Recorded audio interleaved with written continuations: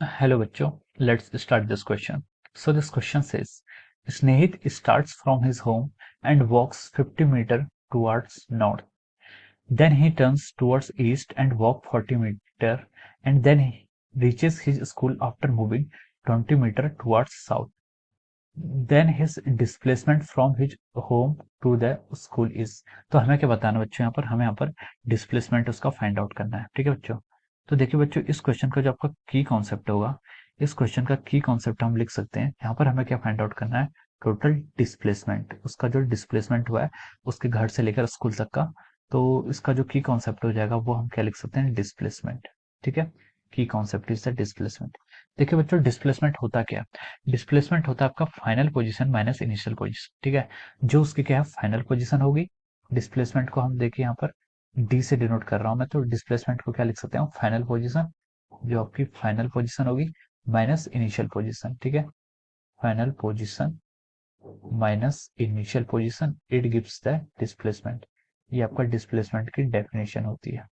ठीक है, अब देखिए, अब हम इस क्वेश्चन को स्टार्ट करते हैं। तो देखिए, उसने यहाँ पर क्वेश्चन में east west north south direction का यूज किया है, तो हम यहाँ पर पहले डायरेक्शन स्पेसिफाई कर लेते हैं। ठीक है, ये आपका क्या है, आपका ये आपका मान लीजिए ये आपकी डायरेक्शन है, ये आपका ओरिजन है। तो देखिए, ये आपकी क्या होती है, ईस्ट होती है, ये डायरेक्शन आपकी वेस्ट डायरेक्शन है, ये डायरेक्शन आपकी नॉर्थ है, और ये डायरेक्शन की आपकी साउथ है।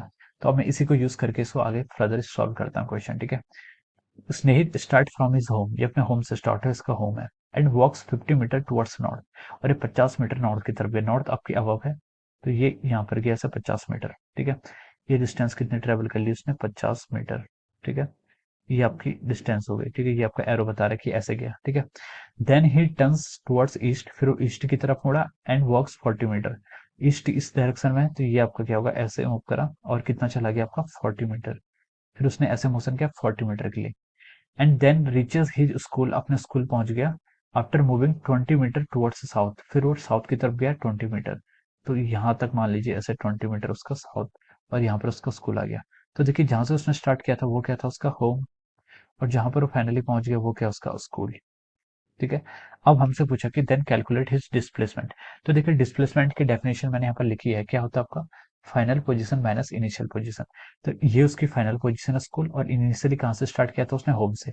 तो जो ये जो डिस्टेंस है, this distance is called displacement, जिसको हम डी या फिर एस से डिनोट करते हैं। ठीक है, तो हमें यहाँ पर ये डिस्प्लेसमेंट निकालना है। तो डिस्प्लेसमेंट आपका, ये आपको डिस्टेंस निकालनी है, तो ये डिस्टेंस आप कैसे निकाल पाएंगे। ठीक है, तो ये डिस्प्लेसमेंट आप एक्स और वाई एक्सिस के अलॉन्ग पहले डिस्टेंस निकाल दीजिए, फिर उसका आप क्या कर लीजिए, मैग्नीट्यूड निकाल दीजिए।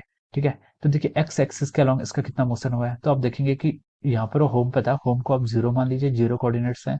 एक्स एक्सिस के अलॉन्ग वो कहाँ गया, स्कूल, उसका कितना दूर यहाँ से, 40 मीटर्स की डिस्टेंस पर उसका स्कूल है। ठीक है, तो एक्स एक्सिस के अलॉन्ग जो कोऑर्डिनेट्स चेंज हुआ है उसका, वो कितना हुआ आपका, 40 मीटर।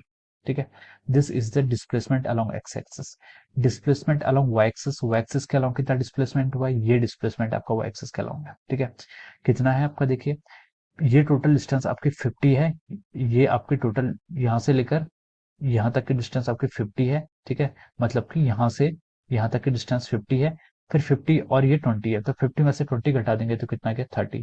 तो 30 मीटर उसका वाई एक्सिस के अलोंग आ गया। ठीक है, तो डिस्प्लेसमेंट हमें एक्स एक्सिस के अलोंग भी गिवन है, और डिस्प्लेसमेंट हमने वाई एक्सिस के अलोंग भी कैलकुलेट कर लिया। अब हमें नेट डिस्प्लेसमेंट निकालना है। तो ये क्या बन गया, आपका राइट एंगल ट्रायंगल बन गया, क्योंकि एक्स और वाई कोऑर्डिनेट्स क्या होते हैं, ऑर्थोगोनल वेक्टर्स होते हैं, या फिर ऑर्थोगोनल आपके यूनिट वेक्टर्स होते हैं। ठीक है, तो इसके अंदर अगर हमें आर निकालना है तो हम लिख सकते हैं, देखिए, आर का फॉर्मूला क्या होता है आपका, रूट ऑफ एक्स का square plus root of Y का स्क्वायर। ठीक है, ये क्या हो जाता है, आपका डिस्प्लेसमेंट हो जाता है।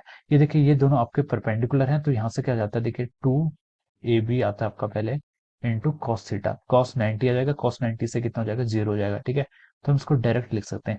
तो जब भी आपके पास कोऑर्डिनेट्स होते हैं, एक्स और वाई आपके कोऑर्डिनेट्स क्वेश्चन में डिफाइन होते हैं, तब आपको क्या करना पड़ता है, ये cos 90 को रहने दीजिए, इसको आप सीधे नेग्लेक्ट कर सकते हैं, क्योंकि कोऑर्डिनेट्स आपके ऑलवेज परपेंडिकुलर होते हैं, और सीधे आप root of X square plus Y square निकाल सकते हैं। ठीक है, तो root of X square, X कितना है, एक्स के एक्सिस के अलॉन्ग डिस्प्लेसमेंट कितना है, 40 मीटर, वाई एक्सिस के अलॉन्ग डिस्प्लेसमेंट कितना है, 30 मीटर। इसको हम कैलकुलेट करेंगे तो ये कितना आएगा, देखिए, 40 का स्क्वायर कितना हो जाएगा आपका, 1600, प्लस 30 का स्क्वायर कितना होगा, 900। तो आपका आर कितना हो जाएगा, यहाँ से देखिए 2500, 2500 का रूट आएगा आपका 50 मीटर। तो आपका जो डिस्प्लेसमेंट यानी कि आर है, सॉरी, यहाँ पर आर या डी आप कुछ भी डिनोट कर लीजिए। ठीक है, मैं इसको यहाँ पर डी से ही डिनोट कर लेता हूँ क्योंकि मैंने क्वेश्चन में डी बोला है। तो डी कितना गया आपका 50 मीटर, ठीक है। तो अब आप लिख सकते हैं जो यहाँ पर आपका डिस्प्लेसमेंट है फाइनल पोजीशन से ये आपको जो डी की वैल्यू आई है ये कितनी आ गई आपकी 50 मीटर, यानी कि इस पॉइंट से इस पॉइंट तक का जो डिस्टेंस है ये कितना गया 50 मीटर, ठीक है।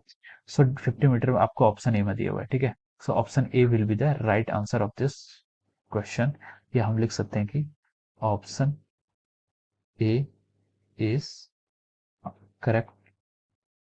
ऑप्शन ए क्या होगा आपका करेक्ट होगा, ठीक है। तो ऑप्शन ए क्या होगा आपका करेक्ट हो गया। So I hope you all understood this concept. All the best and thank you so much.